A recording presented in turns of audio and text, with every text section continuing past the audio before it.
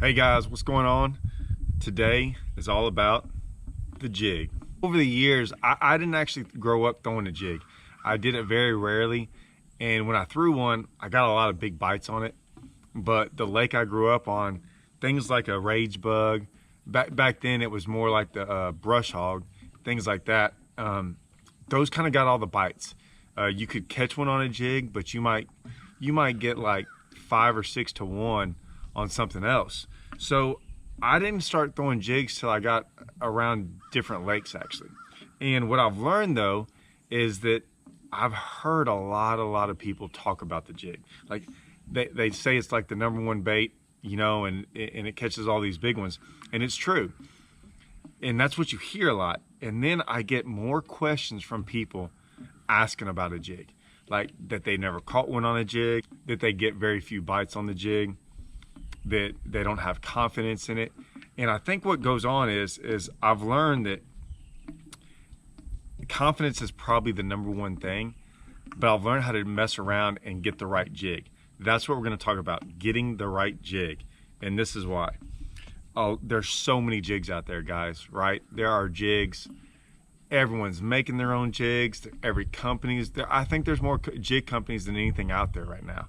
And so I think it intimidates people, and they try to get so specific when choosing a jig to do a bunch of different things, right? You can go flip one, skip one, throw it out deep, swim it.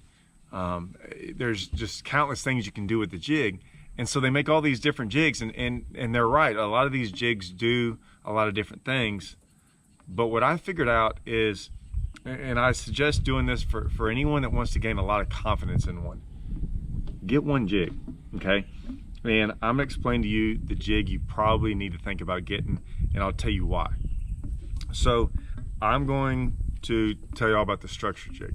This is the jig that I basically can do everything with. Sometimes I never stop throwing this no matter what I'm doing, and I'll explain why. So a lot of jigs, I got one already rigged up, they make the head differently, they make the line tie different, and they make the hook different, okay? What I love about the structure jig is instead of having that ball head jig, right, up here with the line tie up here, what happens is that's really not how a lot of jigs are supposed to be made.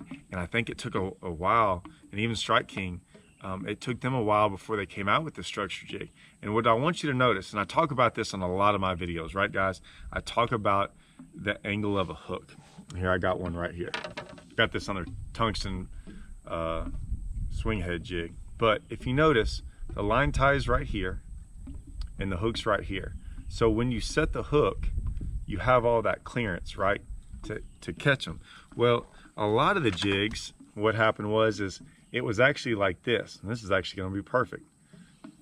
The jig was kind of made like this, and so when you set the hook, you didn't have all that clearance, that gap right there, right? They are made like this, and there's just not a lot of clearance there, and you really don't hook them that well. We lost a lot on a jig out there, and a lot of the line ties were actually like this. The structure jig, you don't get that, right? It looks more like a regular offset shank hook, right? Where the line ties here, and that way you have all this gap right there, okay, to hook them. That's the #1 reason I throw this. I mean, that is it. That is the #1 reason, is the hook and the way it's positioned on the jig. You don't lose anything on this. That's important because a lot of the football head style jigs and stuff, we used to lose a lot of fish on, and so that's why they came out with this. Now, over the years, I'm lazy. I'm not gonna lie.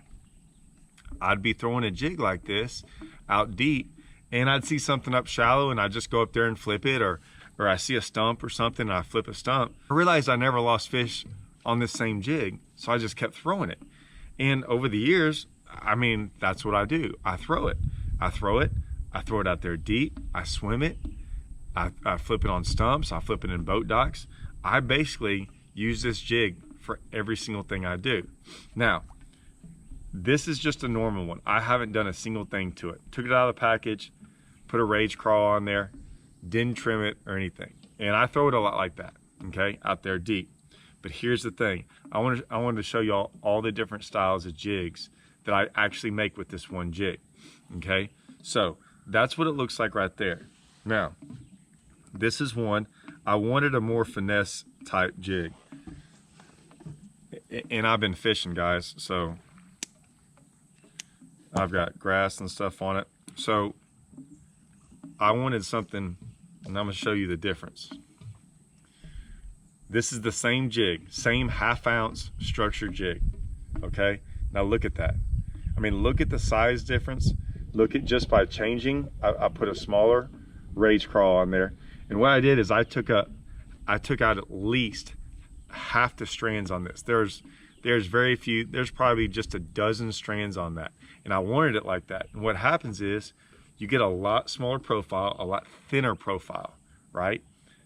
And it just looks different, it lays different. But what I'll do with this jig, a lot of times I swim this in the grass, or I flip it up, you know, real shallow. So I'll take this jig, and this will be my jig I throw in like 6 foot or less, right?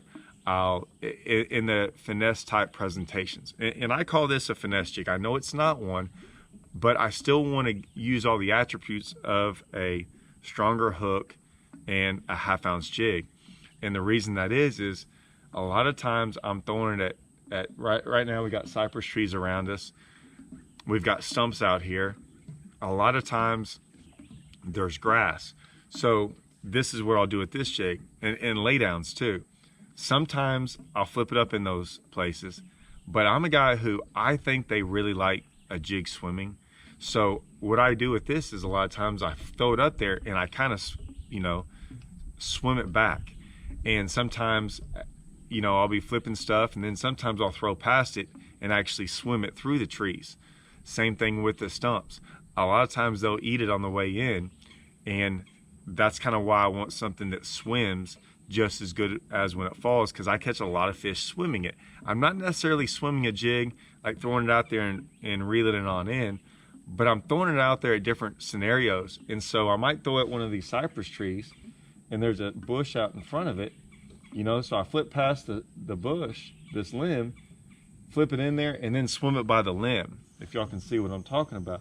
So I get the best of both scenarios. I get a flipping jig and a swimming one all in one. And this is kind of later on in the year. A lot of times they get kind of, the water's usually dropping this time of year, they get a little skittish. So I want something not so bulky like this, okay? That's one of my modifications I do with it. Here's another one. This is one I love, okay? So I'll take this jig, and what I'll do is I'll cut the entire skirt right at the bend of the hook, okay? So just right there.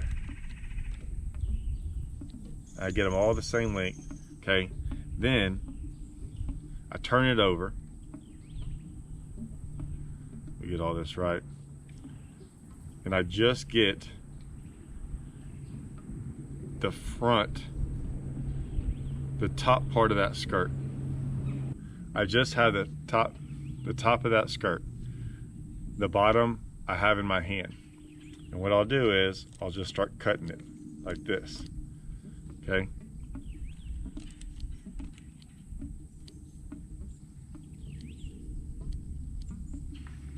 And what I'll do is I'll cut it. You got to cut it short enough. You don't want to cut it too short, but you don't want to leave it long. You want it to where it flares out, okay?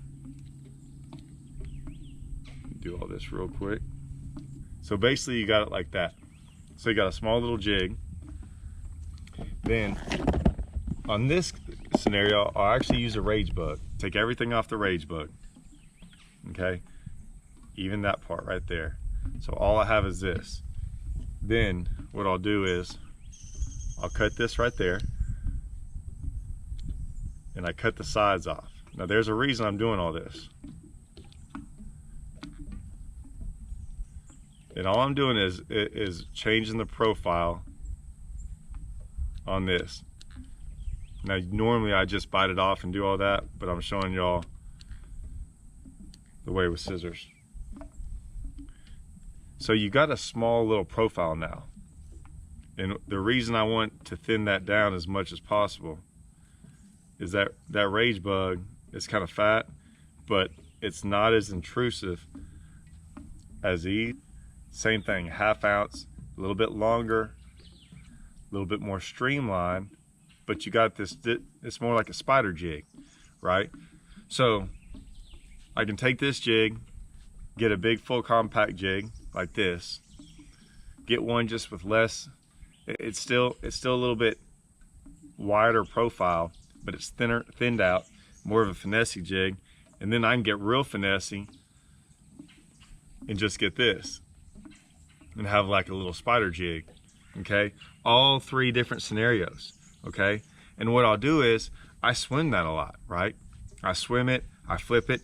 This is actually, this is when I go up to like Lake of the Ozarks or any of those lakes with boat docks, floating boat docks and stuff, and it's really clear. That's the jig I throw right there. I make them up, and that's the only thing I flip. They love that little jig up there. Like I said, Rayburn out deep, I'm probably throwing this. Same thing with Toledo, Kentucky Lake, those lakes with bigger fish in them, and it's not as clear as places like Lake of the Ozarks, Table Rock, you know, Grand Lake. Grand Lake, I'm more apt to throw something like this, just because they like a little small jig on Grand Lake, hence the little brown jig. So that's what I do, and this is what I suggest. Get that one jig. Get that one jig you have a lot of confidence in. Try a structure jig, okay? And the reason is, like I said, it's all about the hook and the angle of the line tie to where you can like hook fish better and not lose them, because that's a big deal. That should be your biggest reason to buy a jig. And then you can modify them. They're not hard. You see me do them right here. It's really easy to modify these jigs. I sometimes use swim jigs, but sometimes the swim jig, I like to throw this little swim jig sometimes a lot more than their regular swim jig. And the reason is I can just make it really compact, really small looking. The head's a little bit different, and it actually, that flat head, you can actually slow it down a little bit more and just kind of have it on a real horizontal plane when you're reeling it, which is sometimes a really good deal. So that's my tips. Like I said, I only throw on a white one. I'll put like a Rage swimmer or something on the back of it. But for everything else, I go with 2 things. I'm either gonna throw a Rage crawl, small or big, and that's just kind of your preference, or a Rage bug. Those 2. So I mean, and what I'm trying to do, y'all, is give y'all to where you're not overloaded with 14 different trailers you need to put on the back of there. If you want something that really kicks, that's really dirty, you know, you want to make a lot of movement, put a Rage crawl. If you want something that's a little bit more subtle, you know, it still has a lot of action, but it's not this kind of action, it's this kind of action. Get you a Rage bug, and that's what I suggest. Now, colors, okay? When we talk about colors, once again, go with something green and brown, or like brown and purple, one of those 2 colors, or black and blue, okay? When you're gonna go black, if you're doing black and blue, go with the black and blue trailer. I sometimes, on these other colors, you know, I'll change up the trailer just a little bit, just to give it a different contrast. Sometimes it works, sometimes it looks different, and sometimes I eat it up like that. So play with that. That's the one thing I won't say. Keep it simple. Play with trailers, man. Put some different combinations together. I've seen it matter. Here's another thing, guys. Like I said, keep it real simple. I've got this on my Falcon Kara swim bait rod, okay? My 7'3". The reason I have this on there is, man, this is like I always talk about this rod. I can do everything with this rod. I can throw it out there deep. I can flip with it. This is the setup I go when I go to Lake of the Ozarks. It's the setup when I'm here at Rayburn. Nothing changes. I have it on 20-pound sunline. Shooter, sniper, doesn't matter. One of the 2 is fine. Got a Lose 7-to-1 Pro speed spool. The speed spool, like I said, I'm still just trying to keep all this simple. These are things to like get some confidence in a bait. And 7-to-1, 20-pound with a pretty good rod and you should be able to do so many things with that. Now, if you start getting really dialed in, maybe you want to go down to 16 or 18 pound line. Maybe you want to do something different with your reel and your rod. Maybe you want to go down to like the Amstead because you need to throw 15. But like I said, keep it simple. Do those things. Get one jig. The reason I tell you to get the structure jig is this. A lot of people have said, hey, this is the best jig. I catch a lot of fish on it. Well, everyone catches fish on a jig. Like, guys have caught hundreds of fish on every type of jig. I'm always going to tell you why. If I can't tell you why a bait's good by showing you something on a bait that might be different, then all I am is just giving you an opinion. But I'm trying to show y'all guys why I like this jig. So when I tell y'all buy a structure jig, I'm going to tell you why. Really study the way it looks. I mean, look at that. Most jigs do not have a line tie like that, a head angle that way. But there's a reason, okay? Like I said, it's all about getting the best hook penetration when you set the hook. That's why it doesn't matter if you're out there far away. You're always going to hook them good, or right underneath the boat. You're still going to get the same good hook penetration. So get that. Keep it real simple on the trailers. Real simple on everything else. This is how I learned how to do most things with fishing. Is I picked it up and I just started throwing it, and I never stopped throwing it. Now, you don't want to go to a bad lake, and you don't want to pick the worst day in the world, right? Pick times of the year when it should be good. We're getting up on the fall.